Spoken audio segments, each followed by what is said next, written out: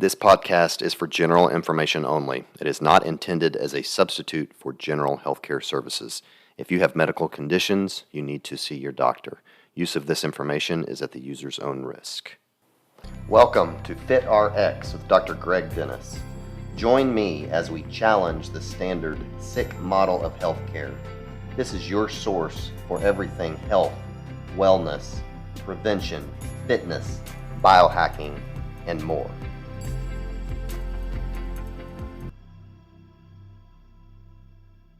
Hello, everyone. Welcome to another edition of Fit RX. I'm your host, Dr. Greg Dennis. I am here today with Maria Emmerich, who is a nutritionist who specializes in ketogenic diet. She has written a number of books, several of which I have actually, and that's how I thought to reach out to her. So just going to kind of hear how she got into this lifestyle and just kind of what she does now. And so just excited to have a conversation with her. She is talking to us from Hawaii, so kind of jealous about that. But Maria, welcome to the podcast. Thank you, Dr. Greg. And whatever books you don't have, please send me your address because I will mail them today. Oh, awesome. Okay. I'm serious. Appreciate it. Yeah, I know one of them I have is I believe it's a and I don't remember the exact name of it, but it's about carnivore. So the first part of it is kind of about the carnivore diet, and then it has a bunch of recipes in the second half. The Carnivore Cookbook. That's it. Yeah. And I've recommended that to a lot of patients. So great book. So thank you. Well, just I guess before we talk about your books, tell us just kind of how in the world you got interested in keto and just how you got into this whole lifestyle. Well, honestly, it was 26 years ago. I just had my 26th anniversary. Oh, wow. Yeah, I was, 16 years old. You could do the math if you want to, but I was not feeling well. So I went to my family doctor where they told me I had PCOS, which is basically a type 2 diabetes that affects female fertility.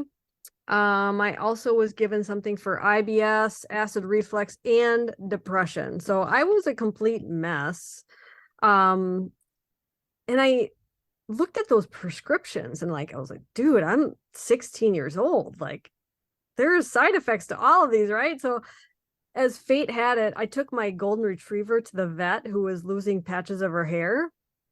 And the very first question the vet asked me was, what are you feeding her?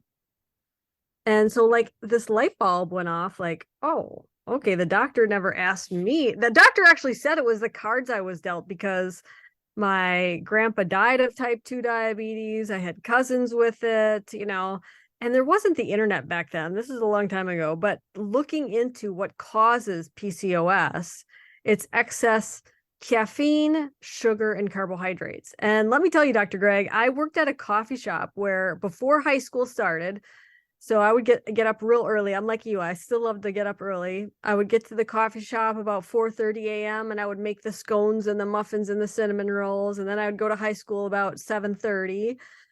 And then I would go back to the coffee shop after school finished, and we would close about 5 p.m. And whatever didn't sell that day, I got to go home with. So you can be darn sure I made extra cinnamon rolls just so I had that for dinner. And you think I'm kidding? I'm totally not. I would go home with boxes of baked goods, and that's what I ate. And so looking at my diet, I had to change severely if I wanted to get a hold of this. So I was like, I don't want to live off of chicken breast and broccoli, and I don't. So I got into the kitchen and I started making some of my favorite things like cinnamon rolls into different, exotic protein-based, low carb, sugar-free options. And that's kind of just how I got started. I went to school for nutrition and exercise physiology, but I met my husband at the young age of 17. And I told him I probably can't have my own children. And he said, well, that's okay. Let's adopt kids. That's what I wanted to do anyway. And So we started adopting after we were married. I was married before I could drink alcohol, and he lost his job. I was a rock climbing guide for like just, making minimum wage just until the kids came because I was going to be the stay-at-home mom. I got really depressed because when you lose a job that has the main income and insurance and all that, if you know anything about adoption, every dime you put into that adoption goes back to zero when you lose that insurance and everything because they have to redo all the home studies and this and that. So not only did we lose his income, like $20,000 went down the toilet. So, I was just really sad. We ended up not being able to pay for our house and we sold our cars. Like we we were very poor. And so someone said, Maria, why don't you put your recipes together in a book to raise money for your adoption? So I would ride my bicycle to the library to write my book, and it gave me a reason to wake up. Like I was excited about doing it. Like it just gave me my purpose, right? And before you know it, Halle Berry has the books, and like people really liked it. They're like, this is good food and I'm losing weight and feeling great. And it was just like it was just all meant to be, even though, at the time it was such a low time for me. But I'm really grateful for that because I still live very simply. I still don't have a car. I wear the same thing every day. Like I've lived very simply because I know I can live off of very little. Does that make sense? Mm-hmm. Wow. So that's a lot for a 16-year-old to think about. I have a 16-year-old now, and of course he sees our lifestyle, and so he, understands probably a little bit more than, his Mm. peers out there, just because me and my wife are both physicians and we kind of, practice this lifestyle. But, and he doesn't eat perfectly. He eats like most teenagers, although probably maybe better than most just because of us.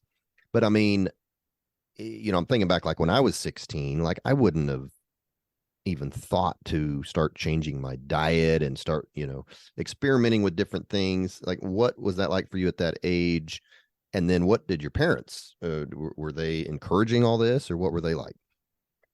So I'm a stubborn German girl who likes to do the opposite of what my mother tells me to do. So the fact that she, when I cut out sugar, she would make me my favorite pie. And I love her. I hope, she listens to this because I do love her very much. But people are triggered when you change and cut out sugar. And I think that made me want to do it more, if that makes sense. Like, I was just one of those rebellious teenagers that the fact that they said I couldn't do it made me do it even more and harder. And the fact that everybody thought I was weird for eating this way, like when you would look at my tray at the school lunch, like, what is going on here?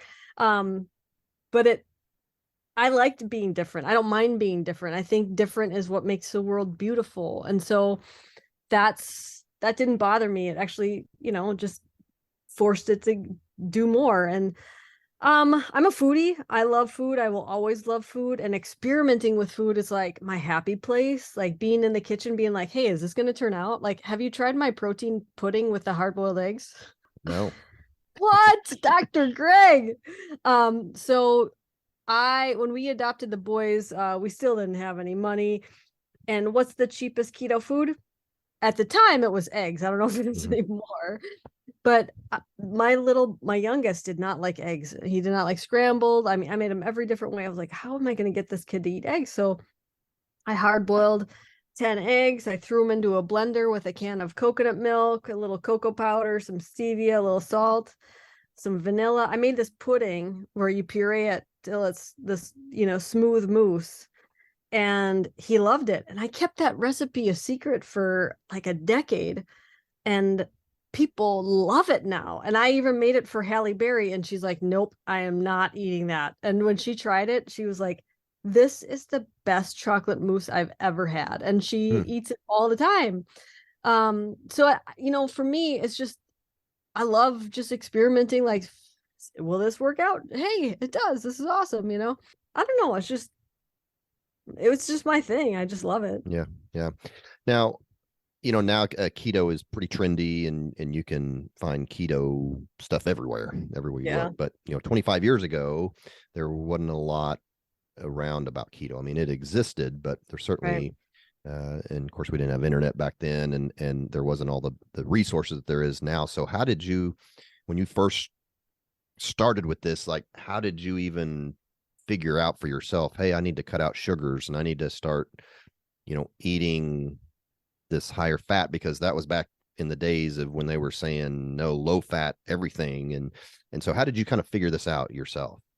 Well, this is why my blog is titled Maria Mind Body Health, because I didn't know anything about keto. Like keto is for epilepsy and seizures, right? Like it was more known as Atkins. But this is why I have the worst blog name ever.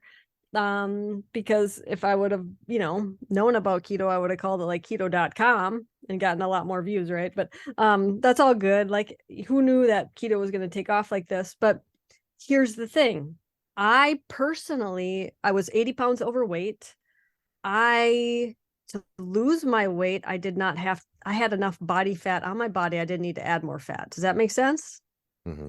I think that's where a lot of people get keto a little wrong, because everybody comes to me, 99% of people that come to me want to lose weight as well as do other things too. But weight loss is usually one of their goals. And if they already have a lot of body weight to use to make ketones, you don't need to add the dietary fat. And this is where people will do like a bulletproof coffee instead of eating a real breakfast. And they'll put butter on their ribeye and this and that. And they end up gaining weight and being like, yeah, I tried that keto diet and didn't work for me. Mm-hmm. Well, the steak has enough fat in it. You don't need to add a stick of butter to it. And bulletproof coffee is the most nutrient devoid things out there in the world. Like there's more nutrients in sugar than there is in like a bulletproof coffee. So this is where like I need to speak louder, because people think, oh, it's a high fat diet. Well, it depends on what your goals are. Yes, I work with people with epilepsy and seizures, and higher ketones do matter in that case. However, higher ketones for a weight loss vantage point is not true. And in fact, my ketones are very low because I've been doing it so long. Your body becomes much more efficient.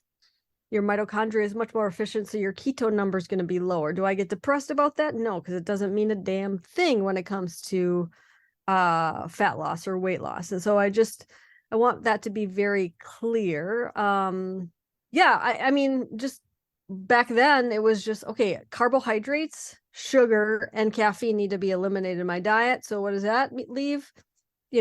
Protein and obviously quality fat. I'm just saying you don't need to add a stick of butter to something that already, like a steak that already has enough fat in it. Gotcha. Right. And I went off so, on a tangent.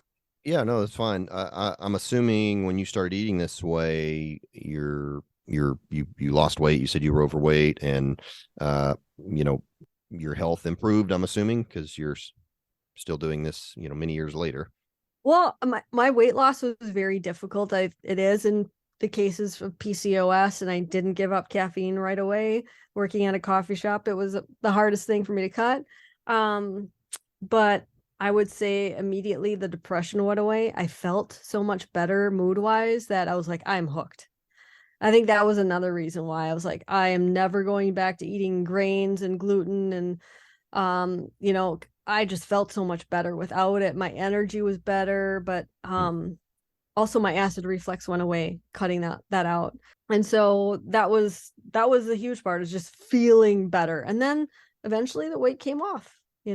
But yeah, I Right. was like, yeah, I'm hooked. I'm on your website, Oh, thanks. mariamindbodyhealth.com, and looking at a before and after picture, and like you don't even look like the same person. Ah, well, uh, thanks. that's pretty impressive. Um, so you were doing this lifestyle, obviously feeling better, eventually lost a lot of weight, and then what was the first book? I mean, you I guess at some point decided, hey, I'm gonna, you know, write all this stuff down, turn it into a book. What was the first book you published? Keto Adapted was, basically one of the first ones. And Keto Adapted is more of an educational book, and it talked about my struggles. And I'm I'm probably the biggest introvert in this community. Like my mom's like, don't tell people you're an introvert. I was like, Mom, it doesn't mean I don't like people. I love them, but I'm also very quiet, and I would prefer to be in the woods bow hunting rather than, at a party. Like it's Hmm. just my lifestyle, my preference. Right. And so being an introvert, it was kind of hard to put myself out there and be judged. Like I wasn't sure if I was ready for that, but I did.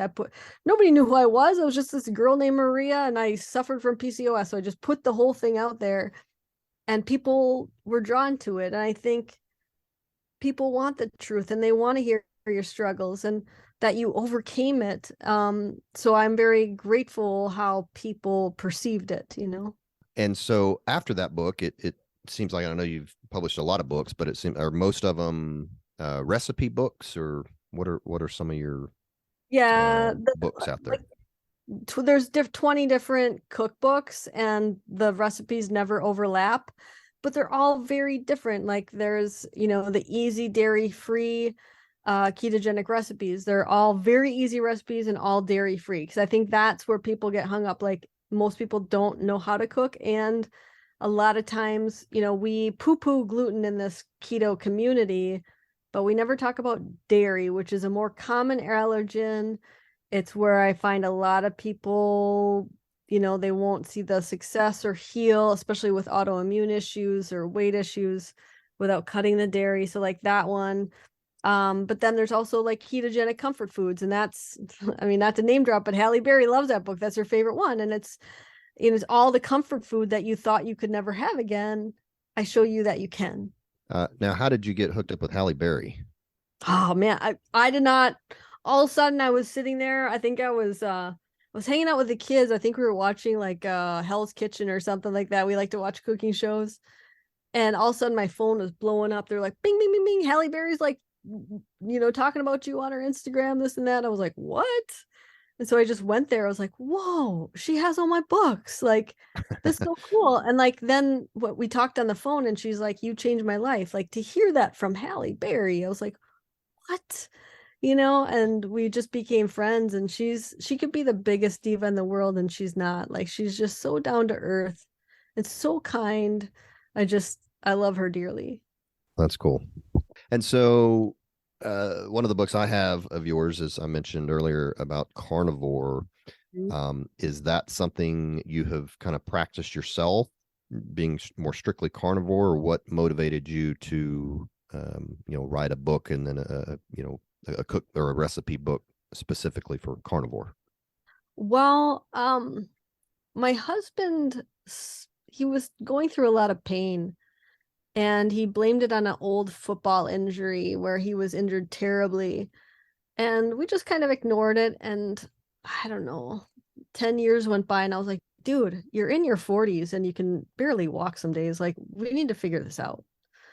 And so he went and had a traditional Lyme blot test. It's a 90% inaccurate reading, and it said he didn't have it. And so we looked deeper into it, and he did an IGeneX test, which is a more accurate Lyme test. And sure enough, he had Lyme disease. And so we were trying to heal that for many, many years. He did every Lyme protocol out there. Thanks everybody for being so compassionate and sending me messages on what to do. We've tried everything. And he would never really get better. And then I wish that we wouldn't have just settled on this Lyme diagnosis, because he has something called ankylosing spondylitis. And what Mm-hmm. that is where the joints basically calcify and turn to bone. And so by the time we figure this out, his whole upper back, neck is all calcified and turned to bone. So he can't really move very well at all.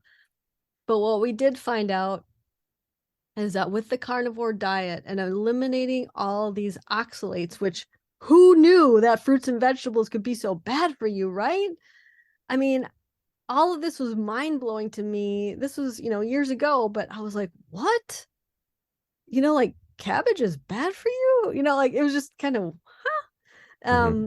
But looking into the science, It's so true. And when he eliminated it, a lot of his pain went away. And so for me, it was like, okay, I mean, if he feels better, I can't eat that stuff either, right? And so it was just kind of a family thing. And my kids never liked vegetables anyway. So why was I forcing this, right? They love to eat steak and burgers and, so we just eliminated it and I don't miss out. I have much less bloating and I don't know. I like the food. When my parents, I love them dearly. I talk about them a lot, but they're like, oh, please, have some, cauliflower, this and that. And I just say, oh, it's a waste of space, you Right. know, How funny. and Well, how does he do now with the AS? Because I have a family member with that, and so I'm curious. Do you feel like that's kind of halted his progression of the disease, or how is he doing now with that? I will say that there's good days and bad days. There's different things that seem to affect it. I think, stress can be a big player.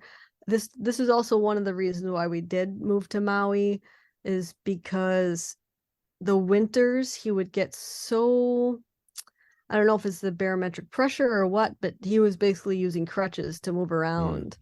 And so that was one of the reasons we're like, yeah, we'll just stay here longer and longer and longer. And he just felt so much better here. Well, we don't wear shoes. We're barefoot on the beach. mm, I think it's a whole lifestyle. There's not a lot of pollution. They're getting, you're getting all that good, red light into your body. And um, I'll just say like it's not a one size fits all answer. mhm. I Okay. I do find it interesting though when you ask people with such like whether they have Lyme or ankylosing spondylitis or these autoimmune issues, a lot of times you can go back and say, do you remember when you were diagnosed? What happened 6 months before that or a year before that? Well, he lost his job and we adopted two children. Like you can pinpoint a lot of stressful things that happen that would cause such a bodily reaction. Mhm. Yeah.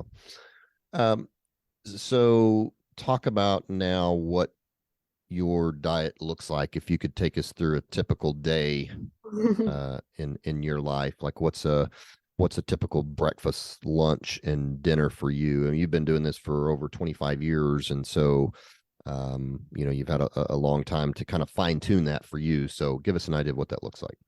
Yeah, I'll say like, what your diet looks like today, 5 years from now, it's going to look different. You're going to evolve, you're going to learn, you're going to change. Um, but for me, I'm like a dog. I could eat the same thing. It does not bother me whatsoever. But I'm always up early working and then I'll lift some weights and run. And then my first meal is always a tenderloin steak. It's my favorite kind of steak. I have it every single day. If I'm bow hunting, it'll be a venison steak. But right now it's beef. Um, and I make this carnivore sauce with it. I posted it on my YouTube channel. People love it. It's really good. I made it for when I was on that carnivore TV show this last January, and people like, oh my gosh, that's so good. So I just always have that in the fridge. So it's like, 5 minutes to cook up a simple steak and throw some sauce on it that's in the fridge. And then for lunch, I usually have a piece of fish. I mean, we're living right here, right on the ocean. The fishermen actually deliver it to your door, so I like supporting them. And so I'll have, sometimes opaka paka or mahi, something like that. And I have the best fish sauce with that I make, which actually does have fish sauce in it too. And that's a sauce. I always have sauces in the fridge. Like I told you, I'm a foodie, right? So I'll just, fry up some fish, have that on my fish, that sauce. And then dinner, that's where it can vary a little bit. Sometimes it's meat cookies, which are just hamburgers. A lot of times I'll make it with my protein bread. I don't know if you've tried that carnivore protein bread recipe. I really like it. Otherwise, it'll be like something with the protein bread, usually in the evenings. And I'll usually finish. Have you tried the Equip protein at all? It's made with beef. No, and I'm curious about that protein bread. What all's in that?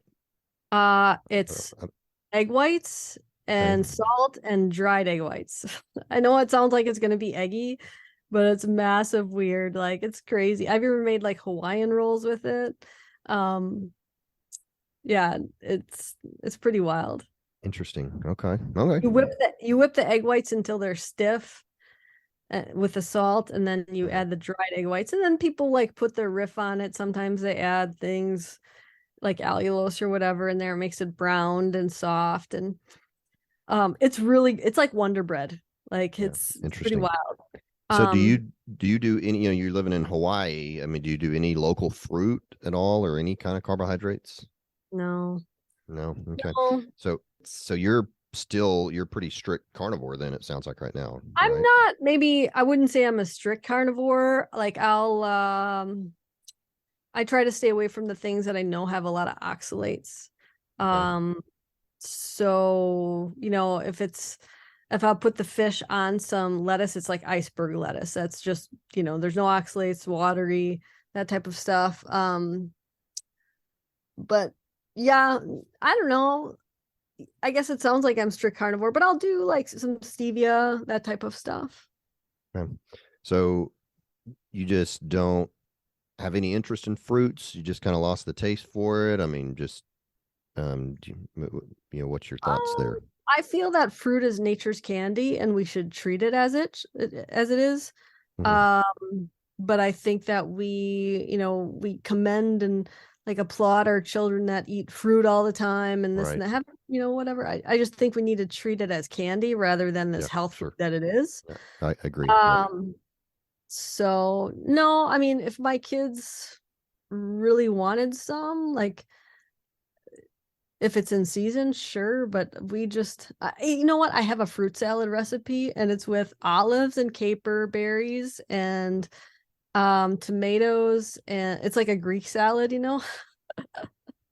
So do you have kind of a weakness? I was just talking to somebody yesterday about peanut butter, and that's Mm, kind of I just freaking love peanut butter. yeah, funny. And I know it's not great for me, but do you kind of have a weakness, that tempts you, or do you cheat sometimes? And if so, what would a cheat meal look like for you? No, I don't cheat ever, but if my weakness is probably dairy. Okay. And I love like I love having a dessert. And so like I'll use like stevia glycerite, which is a non-bitter stevia, and I'll make like a shake, like I told you, the Equip protein. Mhm. I'll make a shake with that. And I just use water in it, and then I'll add some cream cheese and some stevia glycerite and mix that up, and it's like a a cheesecake little, I don't know, milkshake that's super Mhm. delicious. And I have that just about every single day for a dessert. So Wow. I guess that's my weakness. And how old are your kids now? 12 and 13. And so I'm curious how they do with this, or do you feed them like what you and your husband are eating, or are they eating a lot of the typical, you know, what kids eat these days? Well, we do homeschool for a Okay. variety of reasons. And so like they're not exposed to it as much. But their friends, they do have Skittles or whatnot, and they like to educate the kids. And I'm like, Wow. not everybody wants to know. Right. Like let's just focus on being friends and but they want to change the world too. I would say that people said it was going to get harder as they got older, and I feel it's easier because they're okay with being different. I've always tried to embrace their differences, Hmm. um, and make them be proud of that. And I feel like they have grown into I'm okay with being different. Yeah. Where when they were younger, like, oh, what are crackers? Like, this and Wow. that. But now they'll be like, hey, mom, I see this Pop Tart. Let's make one. And so, like, that's why the latest book was called the Sugar Free Kids book. And it's really a keto kids book, but I feel that society openly accepts a sugar-free kids book better than a Keto Kids book. And Halle Berry was the one who helped me with that one. But we have a Pop-Tart in there. Like a lot of people say, I don't even have children. That's my favorite book of yours. Wow. Interesting. So doesn't sound like there's any cheating at your house, like, a pizza night with just a traditional pizza or nothing like that. No, because like my pizza crust is way better. And, Gotcha. like, I don't feel deprived because we have that type of stuff. Well, very nice. Uh, well, tell us about your retreats. So you do some retreats around the world. What all is that about? So this wonderful woman reached out to me. She's like, "Ciao, Bella. Do you want to go to Italy and take a group of people on a keto trip?" I'm like, "Oh, Craig, this lady asked me to go to Italy." And this is like, I grew up not with a lot of money, never thought I'd ever travel the world. And he's like, "Respond, see what happens." Right. And so I responded. And now she's like my second mother. I love my mom, but this lady I talk to all the time, her name's Juliana. She's originally from Italy, now lives in California. And all of her dear friends said, "Juliana, I want to see Italy, but through your eyes." And so she does these great trips. And we are treated like kings and queens, literally. We even stayed in a castle once and there was fireworks for us. And like the Vatican usually has like a 2-mile long line, and we walked right up to the front, didn't wait for a second in line. Like it is a VIP trip that I cried. Like I'm not a crier, but I was like, this is unreal. Like these private boat tours, I just felt so cool. Like they made my chicken parmesan. They're like, "We don't know what keto is, but we followed your recipe. Here's our chicken keto parm for you." Um, and they made my flourless chocolate torte for dessert. Like it's awesome. Wow. And so we are going to Bali. I actually leave for Bali next week. We have an Italy trip in June, a Croatia trip if you're a Game of Thrones fan in September, and then a very fun, adventurous trip to South Africa where I've always wanted to go into a cave or a shark cage, where the sharks are Mhm. around and stuff. Right. So we're going to do that and zip line along the coast and, paddleboard and surf and go on safaris. And so that one's a really adventurous one if you're up for that. But they're just, it's so much fun. I never thought I'd want to go on a tour trip because I like to do my own thing, but I plan everybody else's life. It's so cool to just show up at the airport, have a private car picks you up, takes you to the hotel. You always have a great hotel to stay at. You always have great food to eat. You always have tickets for everything. It's like if you ever planned your own trip and worried about all the reservations and the tickets and events, it's so nice that everything's taken care of. Nice. So these are basically just vacations that people get to, eat keto and not have to worry about food, They right? Well, I wanted to say I'm not a judgy person. And some people have come on the trip with their friend who's not keto and they can eat whatever they want. Like there's no Okay. pressure. But if you Right. want to eat keto, like there's some people for medical reasons that have to, you are offered amazing keto or even carnivore. We had 2 carnivores on the last trip that had complete carnivore meals. Hmm. But there's no judging. If people want limoncello in Italy, I don't care. It's a way to learn. So I kind of teach you along the way. And then if you want, when you go home, you can take everything you learned and apply it to your life. But more than anything, like we make such good friends. Most of the people that came on my last trip to Greece, I think 5 of them came to visit me in Maui this last winter, and Oh, we wow. cooked together, and like we just become really good friends. And most people go on to future trips because they have such a great experience. Interesting. Very cool. Thanks. Well, so what are you doing now? You said you just published a book about the kids. What are you working on another one, or what are you up to these days? I always say I'm never going to do another book, but these ideas just keep coming. And so the last 3 years, I've been working on a carnivore for weight loss book.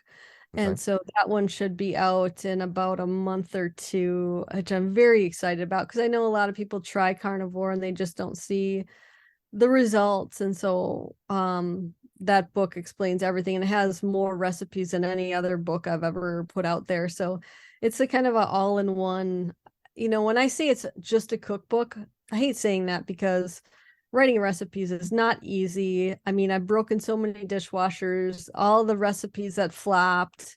People don't realize how much money go into these recipes that don't work out. But it's not just a cookbook, it's also an educational guidebook too. Mm-hmm. Yeah. And that's what was great about your carnivore book that I have is, I mean, you kind of talked about why it works, at the beginning and educated people. And then the second half is recipes and great recipes, I might add. So Thank you. Well, I'm serious though, whatever you don't have, or if you want more books for a giveaway, I'm here whenever you want. Okay. Yeah. Well, appreciate that.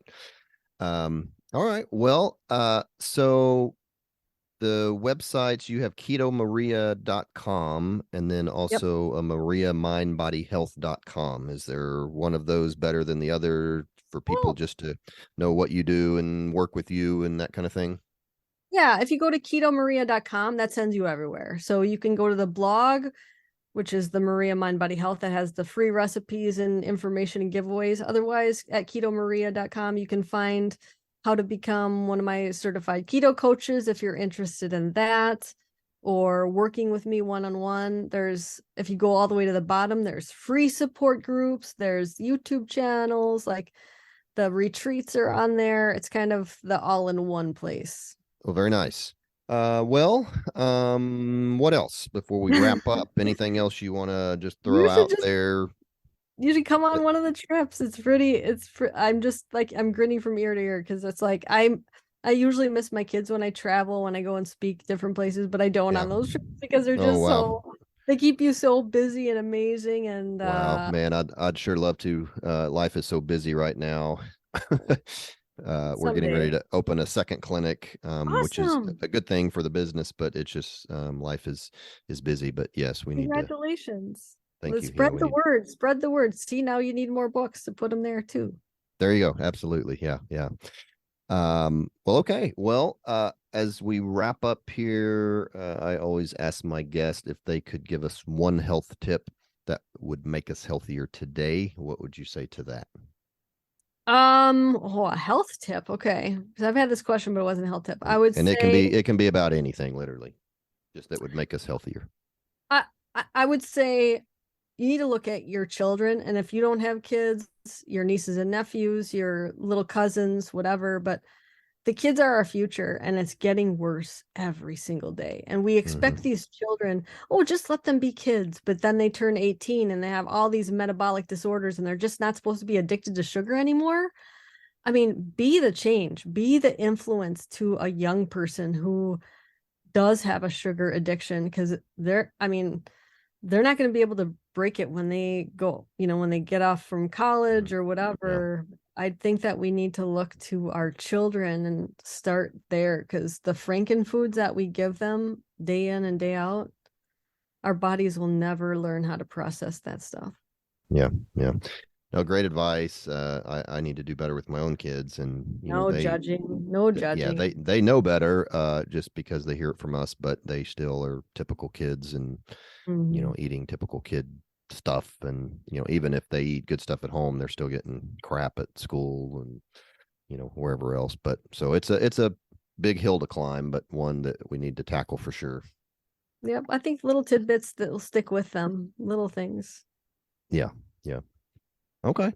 Well, that's great. Well, I'm glad we finally got you on the show. I know we kind of had to do some rearrangement, and